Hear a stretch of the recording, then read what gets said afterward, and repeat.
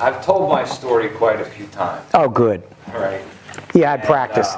I have had some practice. I've had some practice. And I don't want to bore everybody with the minute details of my life. I come from a stable house. I had two parents. I mean, they argued. They love to argue. But, that's commonplace a lot of times. Had a good family. A lot of brothers, sister. Big clan of us. A lot of love. Family first. Unconditional love. My parents didn't know a lot about the world, but they taught us unconditional love, and they taught us family first. And for that, I'm forever indebted to them for that, because that is really the main thing, And my journey has led me through a lot of emotional states and a lot of hardship. But in the end, I find myself knowing that love is the only way. Mm-hmm. I got involved early on in drugs and alcohol because I never fit in. We moved around a lot. I never had a set group of friends. And there was a point, where I switched from like... I'm sorry. That's okay. Okay.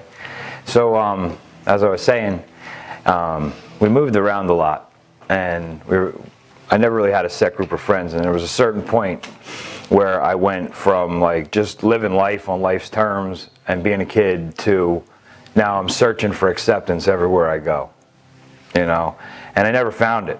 And it was just the string of events that happened in my life. It was my journey, but even middle school, high school, I never found people that accepted me.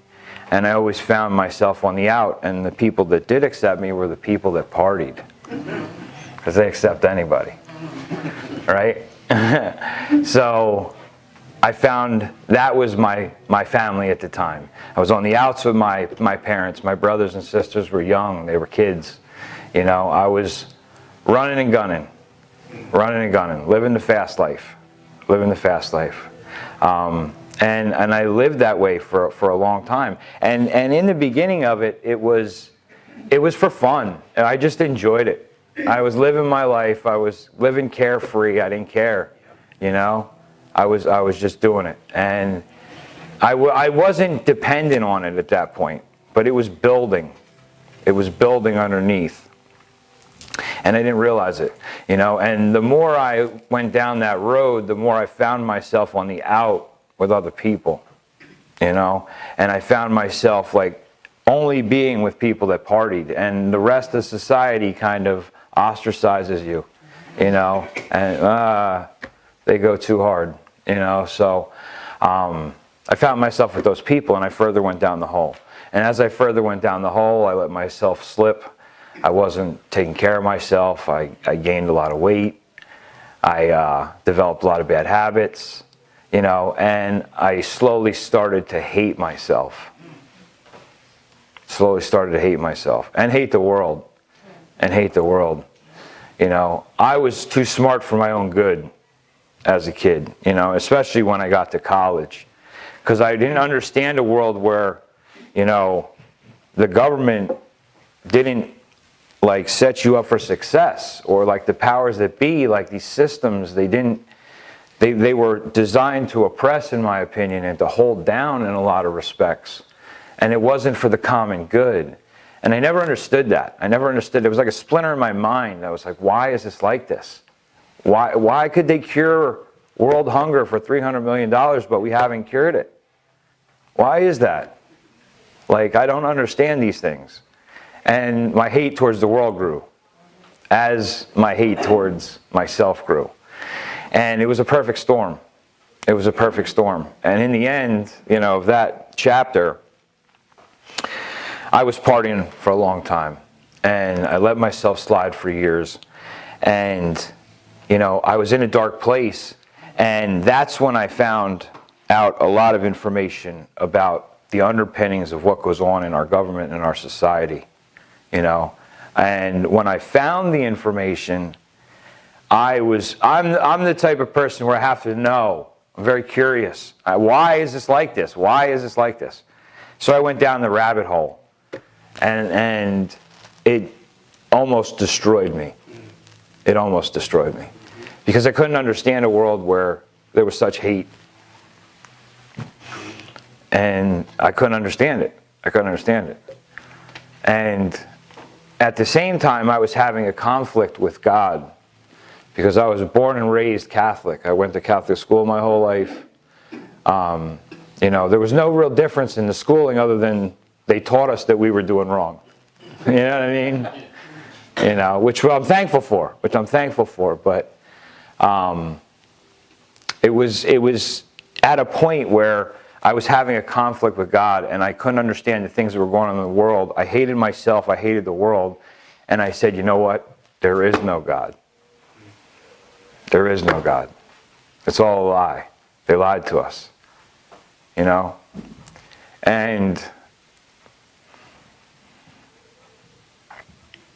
the 5 years that ensued after that,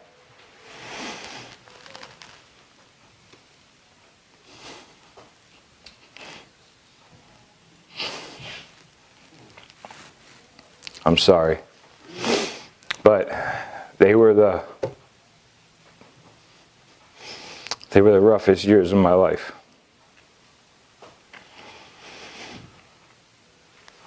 I felt hopeless. I felt there was no point in trying. The world was out to get us. I was filled with hate and rage. And it ended one night, and I won't get into the specifics of what happened, but I was involved in an altercation. And this is after many run-ins with the law. And there was a real possibility that I was going to jail for quite a few years.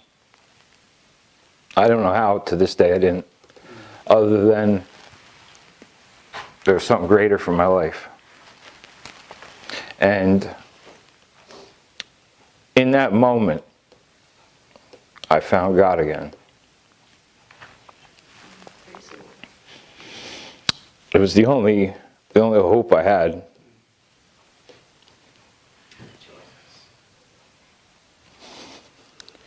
It's still raw for me because I lived in the gutter for so long.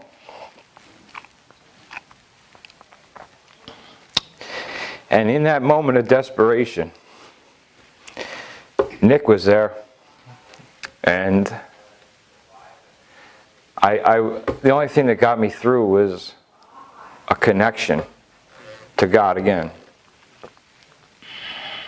And I decided that no matter what was going to happen in my life, that I could always make the decision going forward that I would never put myself in that position again.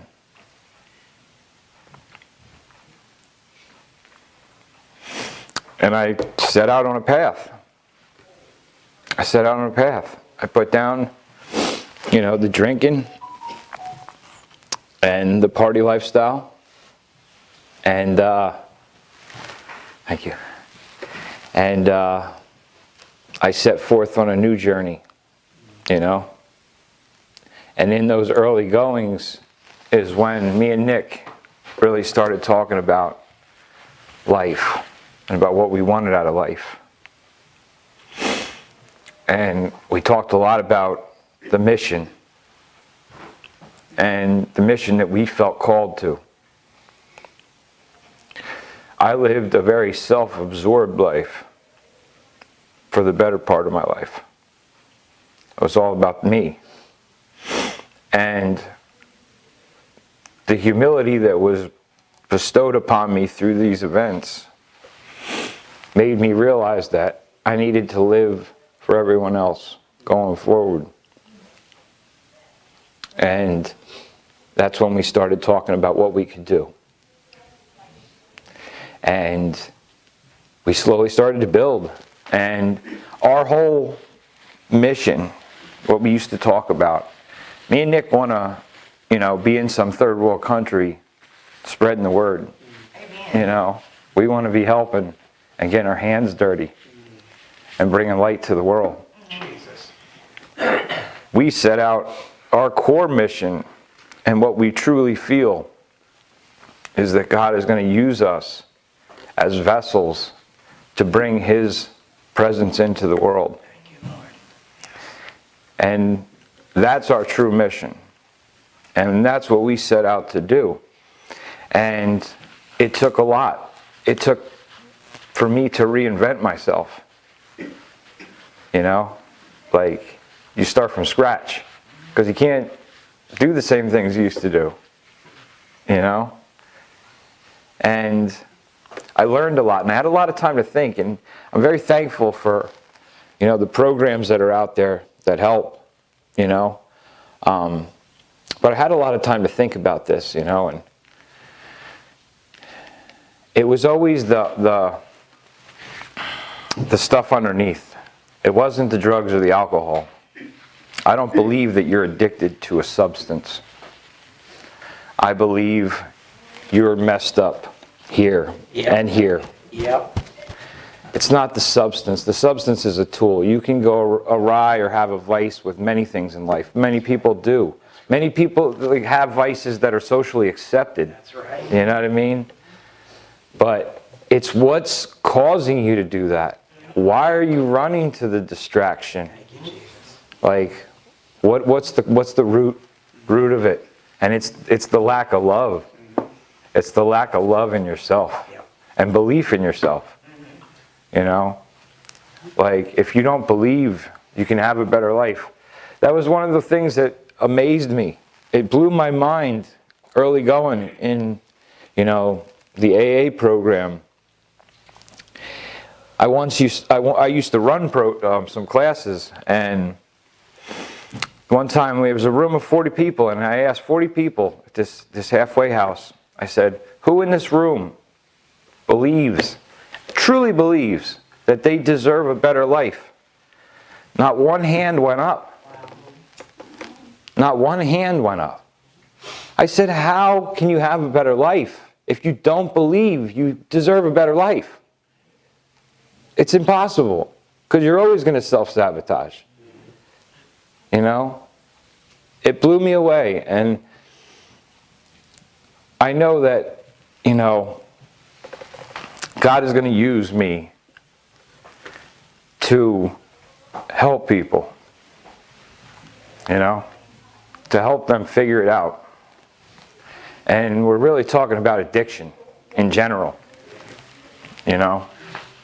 And everything that's happened in my life since has been a blessing.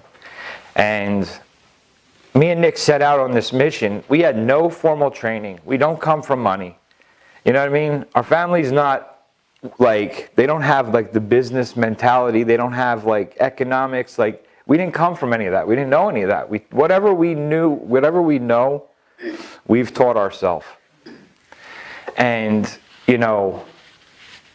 it's gotten to a point where now it's time to build anew, and we went through these adversities, and, we decided that we were going to dedicate our lives, and we took leaps of faith that we're not qualified to do what we did and what we've been doing. I can tell you that. Yeah. We've taken these leaps of faith, and every time we take a leap of faith, we are rewarded. And we've been brought to these decisions over and over again. Are you going to trust the plan? Are you going to trust what you feel in your heart and what your calling is? Or are you going to go back and revert to the old ways? And we've taken those leaps of faith, and we are now at a point where we truly have faith. And we truly are starting to believe not only in the plan and in God, but in ourselves. Why can't we do it? We're all here with a special purpose, or we wouldn't be here. And it's the belief in yourself that we want to encourage. It's the knowing that if we can do it by taking the leap of faith, that anybody can do it. you know. But one important lesson that I learned that I wanted to share is that a lot of times I feel like we call on God too early. I feel like a lot of times we let fear creep in and we say, oh God, please help me. But have we really taken the steps to do everything that we can do before we call on God for His help? You know, it's important to have the relationship with God. I truly believe that. You know, but the main thing is are we doing everything in our power to do what we can do, because we're made in His image. We have incredible abilities. And I feel like a lot of times we fall victim to fear and call out to God, whereas if we walk a few more steps and we got to that real impasse and then we call out when we're in the great time of need, I feel like that is something that I've learned to do, and to do our part and to do my part. And that's pretty much the tale. So thank you for letting me share. Thank you. Yeah.